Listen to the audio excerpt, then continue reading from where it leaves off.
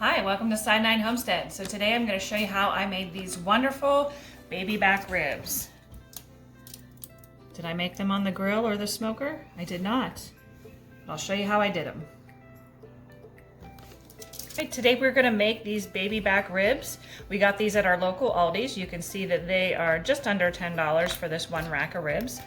Now, baby back ribs have not traditionally been our favorite ribs. We really prefer spare ribs. However, we did find a great way to prepare them using our Instant Pot. So I'm going to show you how we get these ready. All right, so first thing is getting them out of the package. These are kind of vacuum sealed, so sometimes they stick a little bit. So you're going to get them out and lay them on your cutting board.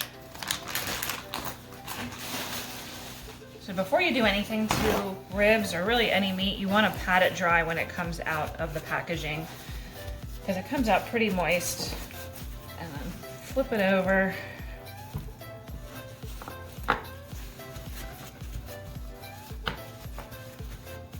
I'm not going to trim any of this fat on here because I want that in there when we put this in our Instant Pot. There's not a whole lot of fat on these, and when you buy baby backs, for the most part, every time I've seen them, the membrane's already been removed. So I don't even mess with it, even if it's still on there. I just leave it as is. All right, the first thing we're gonna use is kosher salt.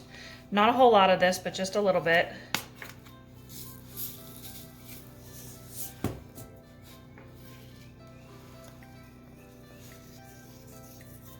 This is the rub that I'm using today, All American Seasonings and Rub Pork Barrel Barbecue. Now, this doesn't have a lot of salt in it, which is why I added extra salt and just makes it taste a little bit better. You can use any kind of spice rub that you want. You can leave it just salt, you can do salt and pepper, but this is what we prefer.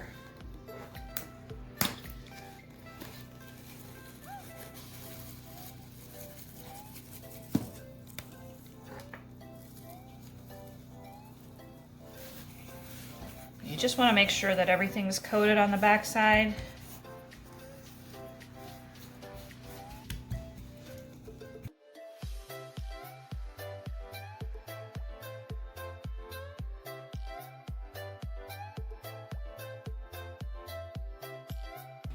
All right, so this is my Instant Pot. Now, this was kind of all the rage about 6-7 years ago, and I bought one and it sat in the box for 2 years because I was afraid to use it. So right as Sean was ready to throw it out, I decided to try it, and I really like it. And the best thing that I've ever made in it are the baby back ribs. So it's pretty easy. These come with a little rack in here. So I use this for hard-boiled eggs. It makes great eggs in here. You just leave that rack in there, and we're gonna get our ribs in, and then I will show you what I put in the bottom, the liquid that I use in there. So sometimes this can be a little tricky because basically what you want to do is put them in the pot like this. All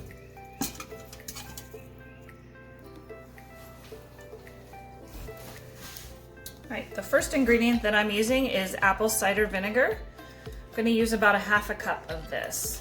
And I'm just going to pour it directly into the bottom, not over the meat. Really just an approximation. Should be good. And we're going to add some water. So this is a 16-ounce bottle of water. I'm going to use about half of this.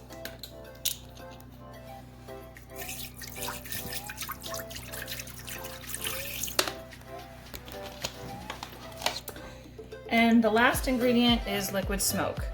Now, some people may find this a little questionable, and I know that you would get a better smoke flavor if I did these on the grill, but it does add a nice flavor to it, and it's really just in the water, it's not on the meat, so nothing to worry about there, and you really don't use very much. That's it. It's a pretty strong flavor. So these are ready, that's all it takes. You're gonna put your lid on. So these are a little tricky sometimes to get the lid on. You have to make sure they're in the right position. And it makes these sounds when you're in the right position. So now it's locked into place. Now, Instant Pots have these little vent, this part that twists up here. So you want to make sure that that's on sealing, not venting. We want it to be sealed because it's going to pressure cook this meat. So I have it on sealing, so we're all good to go. Now on the front, see if I can see, we're going to use the meat button. I already have it set at 25 minutes, and that's all we need to do. So we're going to let it go 25 minutes, and then we'll be back.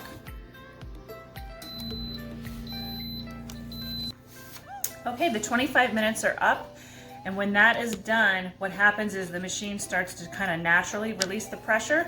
So I let it go for 10 minutes on its own, and now I am going to take the little vent piece that's up here from sealing and take it over to venting. So you'll see a big swath of steam will come out.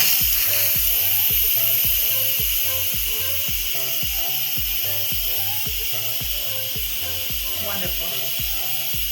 So one thing to keep in mind if you're doing this in your regular kitchen, don't put it underneath your cabinets and have it out in the open so you can not ruin your cabinets with that.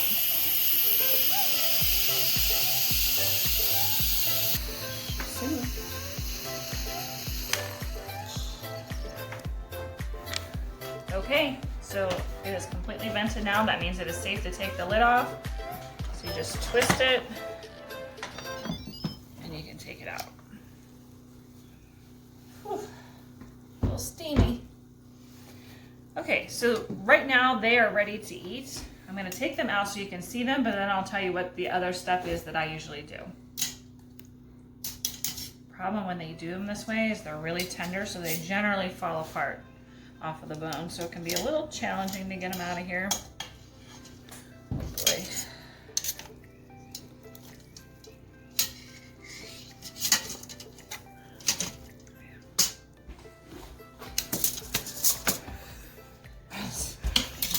Wasn't pretty, but I got them out.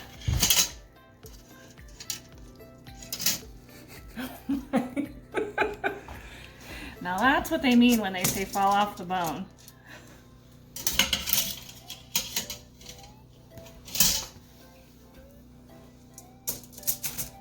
Okay, so as you can see, they are tender, they're hot, they're fully cooked, everything's falling off the bone, they're wonderful as is. However, we do like to do an extra step, and that is to put these under the broiler. So what that's gonna do is kind of crisp the top a little bit, and it kind of gives us a little bit of that barbecue, not flavor, but kind of like mouthfeel. So it's gonna have a little bit of a crispier edge, and it'll be really good. So I'm gonna go stick that under the broiler. I usually do it on high for maybe 5 to 8 minutes or so.